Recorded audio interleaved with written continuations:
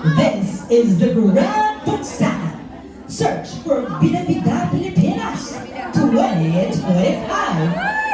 Ang grandeng pagsan ang magaganap dahil mga bida-bida ng dekada sa buhay ng OFW.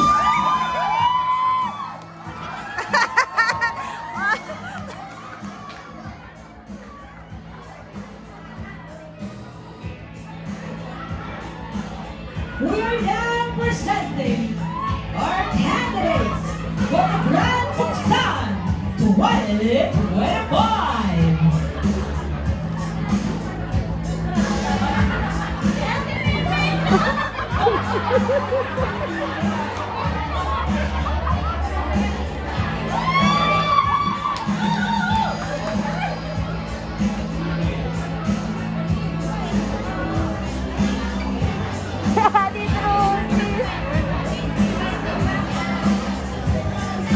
Starting with candidate number 1.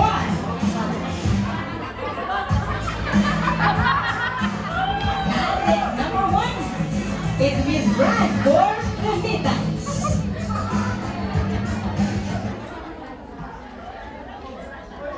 I, candidate number 1, bida-bida ng dekada 80, Miss Grand Force Remittance!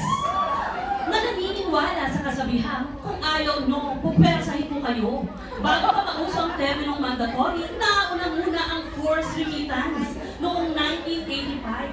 Sa panahon ni Apple Lakay, under EO 857 force remittance. Equivalent to 50% ng annual income na dapat i-remit ng mga OFWs. Kung wala kang proof of remittance, hindi ka makakaprocess ng kontrata o makakapag-renew ng passport. Wala akong pake. Kumabaon kayo sa utang. Imagine ba? Ang bongga, di ba? Anong sinabi ng mandatory fees ninyo ngayon sa force remittance noon? Kung hindi sana umeba nitong kontrapelong tulad ng Unifil Migrante noon, di sana mas bongga pa ang arrive ng remittances sa ating economy ngayon. Kaya, aawitan ko na lang kayo dahil sayang. Sayang.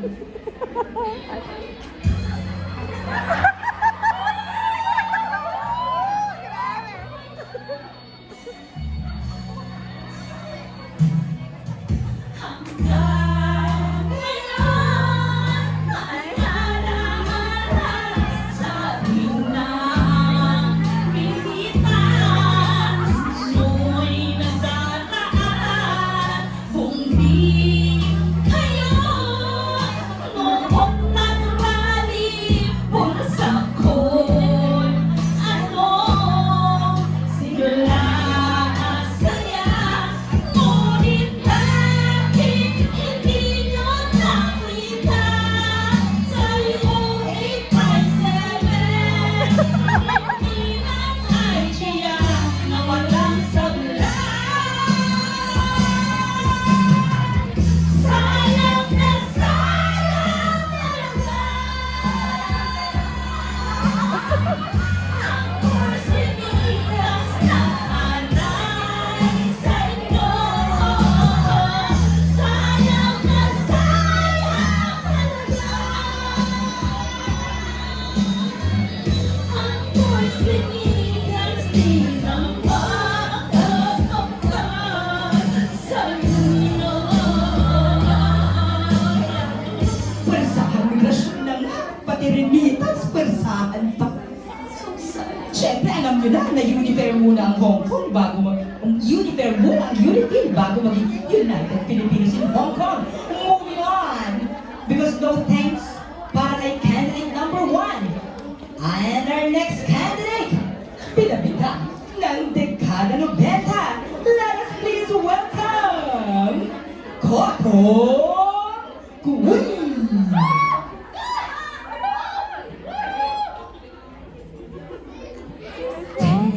Si Cotton.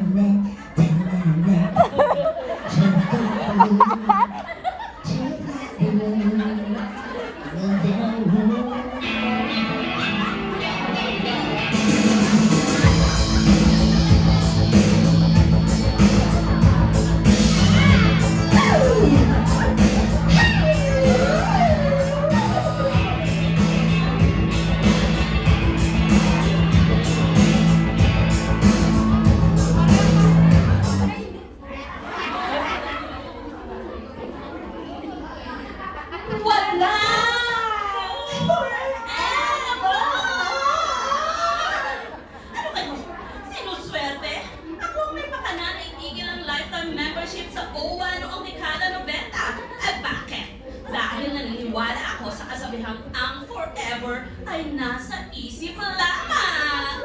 Sayang naman ang kikitain ng gobyerno kung magbabayad kayo per kontrako kada 2 years, di ba? And with that, yung mga hindi pa nagbabayad ng GOA, magbayad na kayo. Kung hindi, wala kayong OEC. Isama nyo na rin sa listahan ng SSS, PhilHealth at Pag-ibig. And I'm candidate number 2, bida-bida ng dekada 90, your ultimate cotton queen. And I thank you. Music. Oh my backup dance. Music. Sa mga hindi ba nagbabayad dyan, magbayad na kayo. Sagot kayo.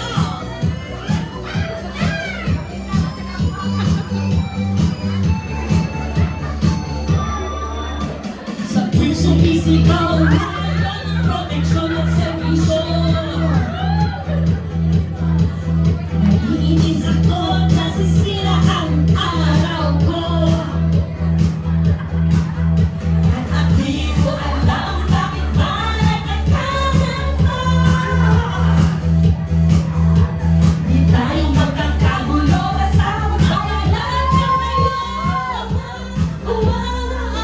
Kahit ba dyan nyo ay madugo at sumipa ang mga titig nyo. Wala nang sasara sa koleksyon nila, magbayad kayo.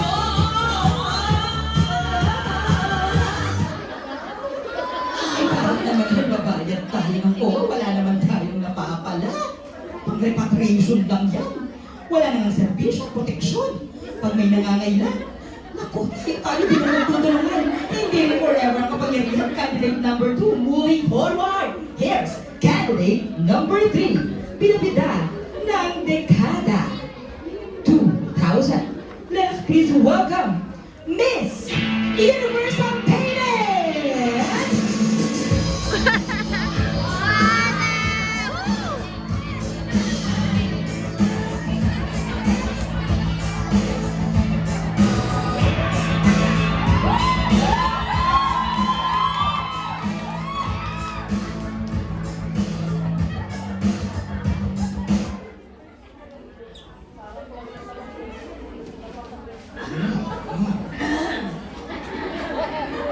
I am candidate number 3, bida-bida ng dekada 2020, Miss Universe Payment! And I believe that health is wealth, but you cannot have the best of both worlds. Mahalaga ang health, pero mas mahalaga ang wealth. Kaya gagamitin ko ang health nyo para dumami ang aking kayamanan! In the name of health care, magbayad kayo ng bill. Kaya umayos kayo sa pagbabayad. Akala nyo, nakaligtas na kayo. Dahil suspended, akala nyo lang yun. Mag-antay lang kayo. Dahil darating din tayo dyan. Because no one is above the law. Music.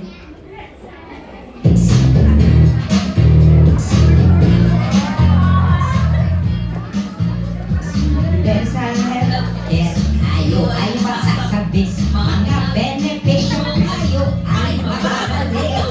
O ayaw niyong iwasan, mas maaba ang listahan. SSS o Pag-ibig at Panghihigilan. Yung mapipigilan ang PhilHealth. Shoot, shoot! Yung mapipigilan ang PhilHealth. Shoot, shoot! Mapipigilan, di nyo mapipigilan. Yung mapipigilan ang PhilHealth. Shoot, shoot! Sa Universal Healthcare, universal din ang payment. Mandatory with compounded interest pa pag delay ng payment. Dapat talaga itong may basura. Ano naman kaya ang talentong ipapakita ng mga bidab? Malalaman natin kung ano ang ipapakita ng reigning bida-bida ng Grand Zacapan. Narito na ang Queen of Labor Export Program.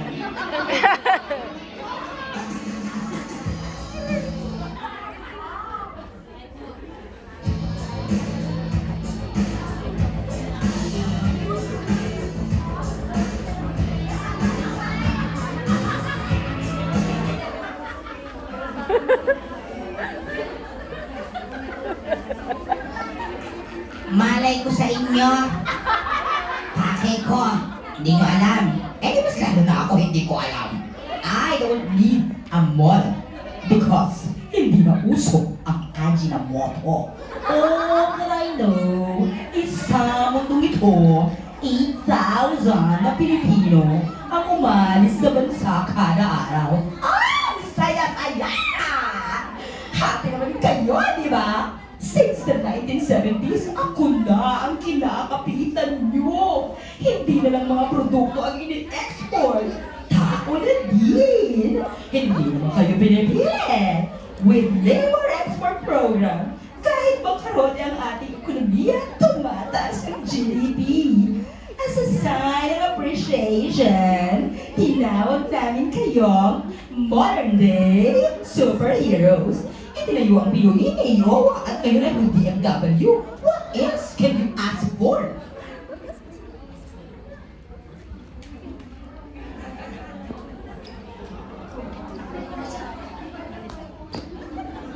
Sana hindi lang 8,000 ang umalis ng bansa araw-araw. Sana mas madami pang bansa ang mag-hire ng OFWs para mas madaming koleksyon. Ngayon, kung iniisip nyo na ito ang buhay na pinili ko para sa inyo, correct kayo dyan. At yan ay para pagtakpan ang kawalan at kakulangan ng trabaho sa bansa. Pero sana maisip nyo din na okay naman kayo kahit hindi ito ang buhay na pinili nyo.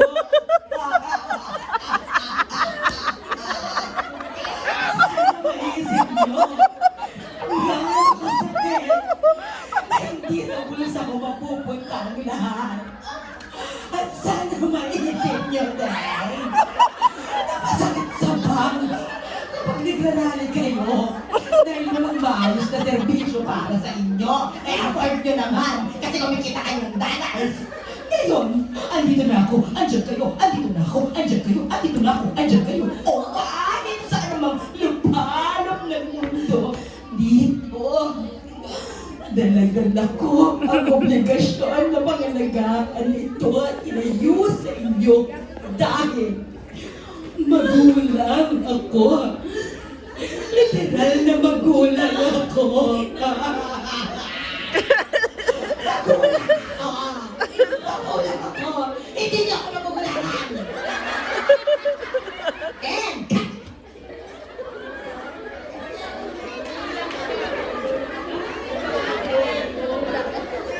This is the moment that we've been waiting for.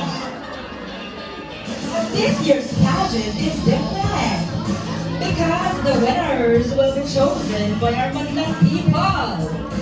And to represent the Madlang people, here's candidates. Please go back to the stage. Tatawagin na natin ang the one and only Maria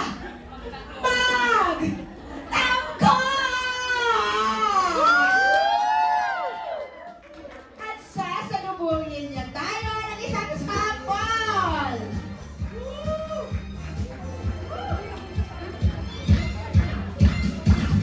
Mga pinilig, tunay na nagmamahalan, ay mararamdaman para bang may paligsahan.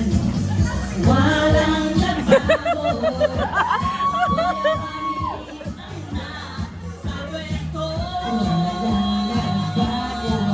Wala tayo na nasa pwesto. Kaya sigaw na ang tawag ng panahon. Marating ang mga pulot at ako ngayon. Kaya sigaw na ang tawag ng Husay mo kasi. Sama-sama makibaka. Alam mo yung sinalang hilip ng ang shotgun. Ay, ano yun? Ano sa ka ulit? Kagabi yan. Astig!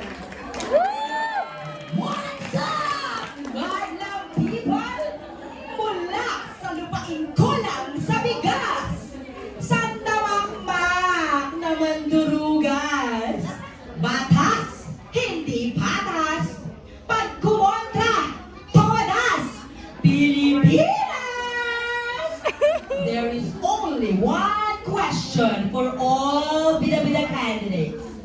The question is, what is your greatest contribution to the migrant sector?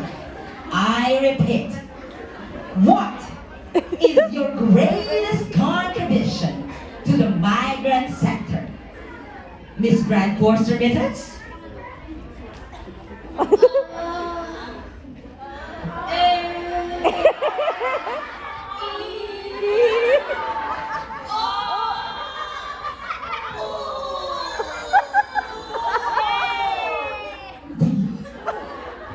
about Miss Cotton Queen?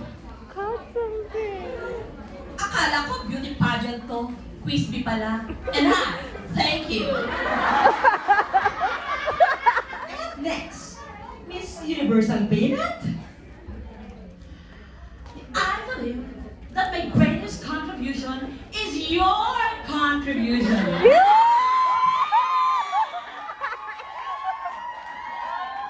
Meron naman kaya tayo maasahan na matinutin mo sagot sa aming candidate, Queen of Labor Expert Program! Ayoko na lang mag-talk. I don't wanna talk! Unity! At 40 live in Eton! Handa na ba kayo? The moment na iniintay natin to announce the winners of Grand Puksaan. Narito muli si Maria Magtanggol. God. Masyadong pilingera itong mga bida-bidang candidates. Pero wala namang care pagdating sa proteksyon at serbisyo sa mga OFWs. Wala talaga tayong napala sa mga to. Sakit sa bangs. Buti na lang, may United Filipinos in Hong Kong na nagtataguyod sa karapatan at kagalingan ng mga migranteng manggagawa. With Unifil at 40, feel mo na there is more than 40 victories for the migrants and their families. Ano ang dapat natin gawin sa mga bida-bida candidates? Buksain, tutulan, labanan, ibasura!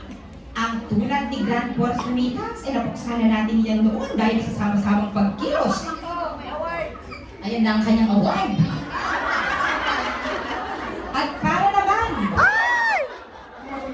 naku, talagang maibabasura ng literal. Ito si Grand Force Remittance.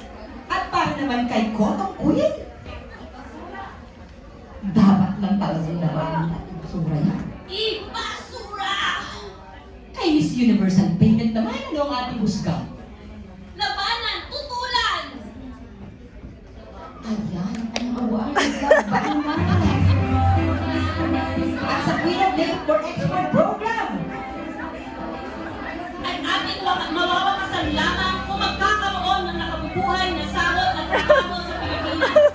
At ang tunay na bida sa buhay ng mga OFW sa Hong Kong ay ang pagkakaisa at pag-ibaka ng migrante manggagawa. Mabuhay ang Unifil Migrante at Port. Mabuhay ang migrante lumalaban. Mabuhay ang sambayalang Pilipino.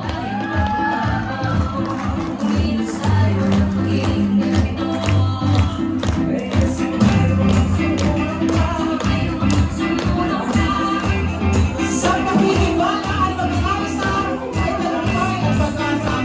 Maraming salamat sa ating mahusay na artista para sa ating Univille at 40.